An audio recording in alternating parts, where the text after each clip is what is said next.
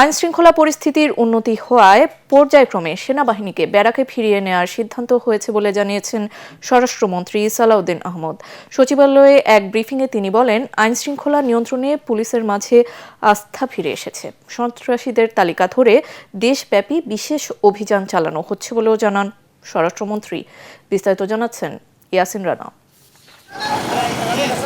জুলাই গণঅভ্যুত্থানকে কেন্দ্র করে আইন শৃঙ্খলা ঠিক রাখতে মাঠে নামে সেনাবাহিনী। ২০২৪ সালের ৫ আগস্ট শেখ হাসিনা পালিয়ে যাওয়ার পর সারা দেশে পুলিশের ওপর ব্যাপক আস্থাহীনতা ও আইন শৃঙ্খলার অবনতি হলে অন্তর্বর্তী সরকারের পুরোটা সময় ম্যাজিস্ট্রেসি ক্ষমতা নিয়ে মাঠে থাকে বাহিনীটি। ত্রয়োদশ জাতীয় সংসদ নির্বাচনেও আইন শৃঙ্খলা ঠিক রাখতে গুরুত্বপূর্ণ ভূমিকা পালন করে বাহিনীটি। নির্বাচনের পরে ম্যাজিস্ট্রেসি ক্ষমতা না থাকলেও মাঠে রয়েছে বাহিনীর সদস্যরা। তবে বর্তমানে আইন শৃঙ্খলা উন্নতি হওয়ায় সরকার মনে করছে ব্যারাকে ফিরে যাওয়ার সময় হয়েছে সেনা সদস্যদের। আমরা অনির্দিষ্টকালের জন্য সেনাবাহিনীকে মাঠে আইন শৃঙ্খলা পরিস্থিতি নিয়ন্ত্রণের কাজে রাখতে পারবো না। নির্বাচিত সরকার, রাজনৈতিক সরকার দায়িত্ব গ্রহণ করেছে।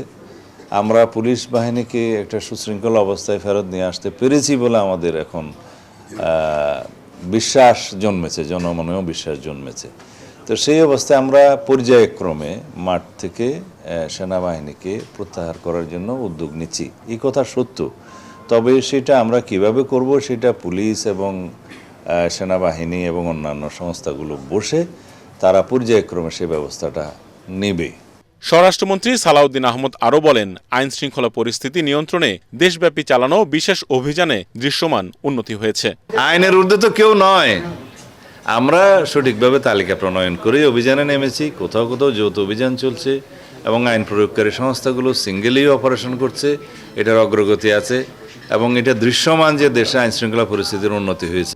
এর আগে সচিবালয়ে এক বৈঠকে সিলেট ও সুনামগঞ্জে পরিবেশ বিধিমালা অনুসরণ ও ইকোবায়োলজি ঠিক রেখে সীমিত পরিসরে পাথর উত্তোলন ইজারা দেওয়ার বিষয়ে সিদ্ধান্ত নেওয়ার কথা জানান সালাউদ্দিন আহমদ।